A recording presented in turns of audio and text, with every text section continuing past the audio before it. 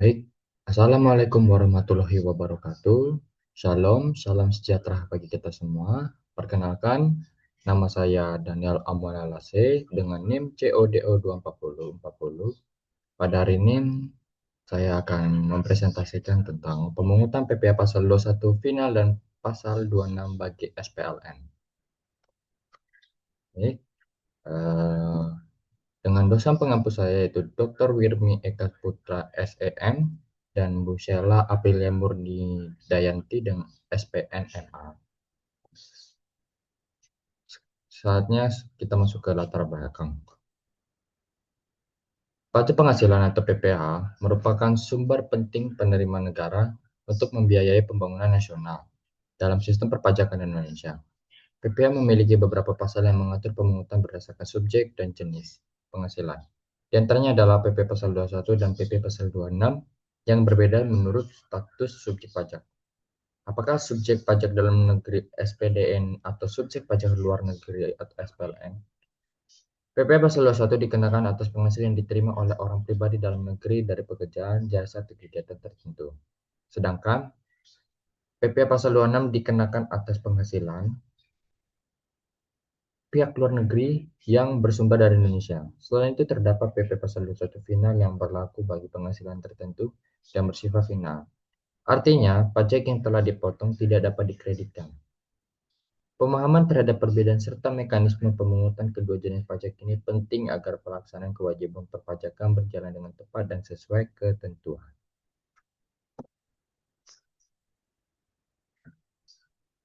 Rumusan masalah. Yang pertama adalah pengertian dan dasar hukum PP Pasal 21 final dan Pasal 26 bagi SPLN. Dua, bagaimana mekanisme pemungutan dan penyetoran PP Pasal 21 final dan Pasal 26. Yang ketiga ada apa perbedaan utama antara PP Pasal 21 final dan Pasal 26 bagi SPLN. Tujuan penulisan. 1. Menjelaskan pengertian dan dasar hukum dari PP Pasal 21 final serta PP Pasal 26 bagi subjek pajak luar negeri. Kedua, menguraikan mekanisme pemungutan dan penyetoran kedua jenis pajak tersebut sesuai peraturan yang berlaku. 3. Menganalisis perbedaan mendasar antara PPh Pasal 21 final dan PPh Pasal 26 agar dapat dipahami secara jelas oleh wajib pajak dan pelaku usaha. PPh Pasal 21 final. PPh Pasal 21 adalah pajak yang dipotong atas penghasilan yang diterima oleh orang pribadi dalam negeri sehubungan dengan pekerjaan, jabatan, jasa, atau kegiatan. Namun, dalam kondisi tertentu, penghasilan yang diterima bersifat final, artinya pajak yang telah dipotong tidak dapat dikreditkan atau dikembalikan. Contohnya, penghasilan berupa honorarium yang diterima oleh pejabat negara, anggota dewan, atau pegawai yang memperoleh tunjangan tertentu dari negara. Dasar hukum PP Pasal 21 final yaitu ada Undang-Undang Nomor 7 Tahun 2021 tentang Harmonisasi Peraturan Perpajakan atau HPP. Yang kedua ada Peraturan Direktur Jenderal Pajak terkait pemotongan PPh Pasal 21 final. PPh Pasal 26 bagi SPLN. PPh Pasal 26 dikenakan atas penghasilan yang diterima atau diperoleh oleh subjek pajak luar negeri selain bentuk usaha tetap atau BUT dari sumber penghasilan di Indonesia. Tarif pajak yang dikenakan umumnya 20% dari jumlah bruto, kecuali jika terdapat perjanjian penghindaran pajak berganda atau P3B antara Indonesia dan negara domisili penerima penghasilan yang menetapkan tarif lebih rendah. Dasar hukum PPh Pasal 26 bagi SPLN yaitu pertama ada Undang-Undang Nomor 36 Tahun 2008 tentang pajak penghasilan. Lalu yang kedua ada Peraturan Menteri Keuangan dari P3B atau Tax Treaty antara Indonesia dan negara mitra. Mekanisme pemotongan dan penyetoran. Mekanisme PPh Pasal 21 final yang pertama pihak yang memotong pajak. Pemotongan PPh Pasal 21 final pemberi pekerja, instansi pemerintah, badan atau penyelenggara kegiatan yang membayarkan penghasilan kepada orang pribadi dalam negeri. Pemotongan dilakukan saat penghasilan dibayarkan atau saat terutang. Lalu kedua ada objek pajak. Objek dari PP Pasal 21 final meliputi penghasilan sifatnya tertentu dan final, misalnya uang pesangon, uang manfaat pensiun, atau tunjangan hari tua yang diterima sekaligus. Lalu kedua ada honorarium yang dibayarkan kepada pejabat negara atau PNS, anggota dewan atau tenaga ahli tertentu. Yang ketiga ada penghasilan dari kegiatan tertentu seperti lomba atau penghargaan. Lalu ada ketiga penyetoran dan pelaporan. PP Pasal 21 yang telah dipotong wajib disetorkan ke kas negara melalui bank persepsi atau kantor pos menggunakan kode billing pajak paling lambat tanggal 10 bulan berikutnya setelah masa pajak berakhir. Setelah disetorkan, pemotong wajib melaporkannya melalui SPT masa PP Pasal 21 paling lambat tanggal 20 bulan berikutnya. Contoh contoh soal. Seorang pejabat pemerintah menerima honorarium dari kegiatan seminar nasional sebesar 10 juta.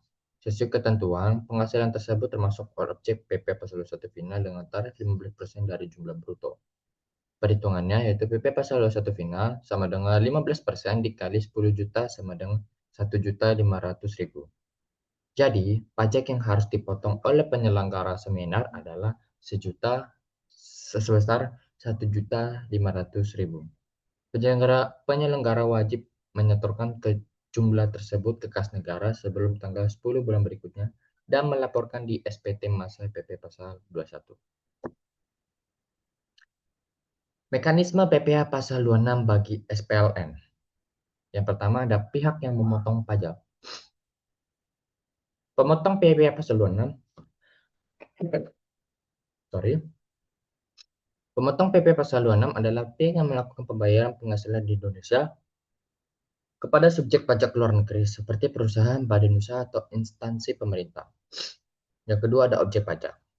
Objek dari PP Pasal 26 adalah penghasilan yang diterima oleh pihak luar negeri atau non-residen dari sumber di Indonesia, seperti dividen atau pembagian laba, bunga pinjaman atau deposito, royalti, imbalan jasa atau pekerjaan yang dilakukan di Indonesia, hadiah dan penghargaan lain yang bersumber di Indonesia.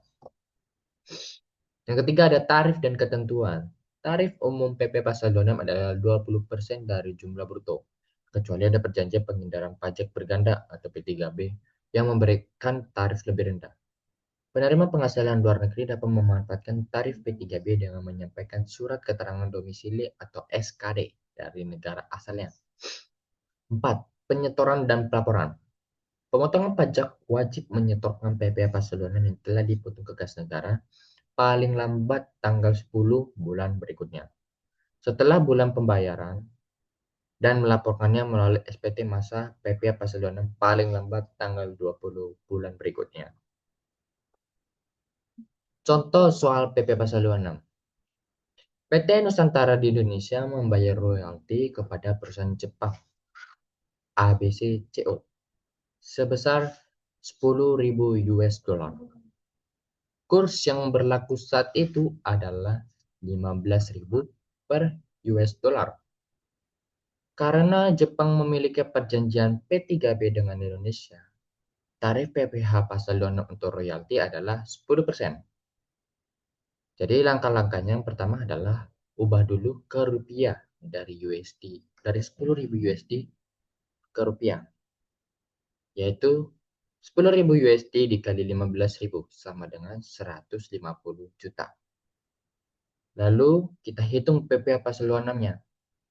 Menggunakan tarif PP Pasal 6 untuk royalti adalah 10%. Maka 10% dikali 150 juta, maka didapati 15 juta. Jadi PP Pasal 26 yang harus dipotong oleh PT Nusantara adalah 15 juta. Jumlah tersebut wajib disetorkan ke kas negara sebelum tanggal 10 bulan berikutnya dan dilaporkan di SPT masa PPh Pasal 2 SPT masa PPh 26. Kesimpulan, PPh pemungutan pasal 21 final dan PPh pasal 26 memiliki peran penting dalam sistem perpajakan Indonesia. PPh pasal 21 final dikenakan terhadap penghasilan tertentu yang diterima oleh wajib pajak dalam negeri dengan sifat pajak final. Sementara PP pasal 26 dikenakan terhadap penghasilan yang diterima oleh subjek pajak luar negeri dari sumber di Indonesia. Kedua pasal ini memiliki perbedaan dari sisi subjek, tarif, dan mekanisme pemungutannya, namun sama-sama bertujuan untuk meningkatkan kepatuhan dan penerimaan negara dari sektor perpajakan. Sekian dari presentasi saya. Bila ada kesalahan mohon dimaafkan. Sekian dan terima kasih. Assalamualaikum warahmatullahi wabarakatuh. Salam, salam sejahtera bagi kita.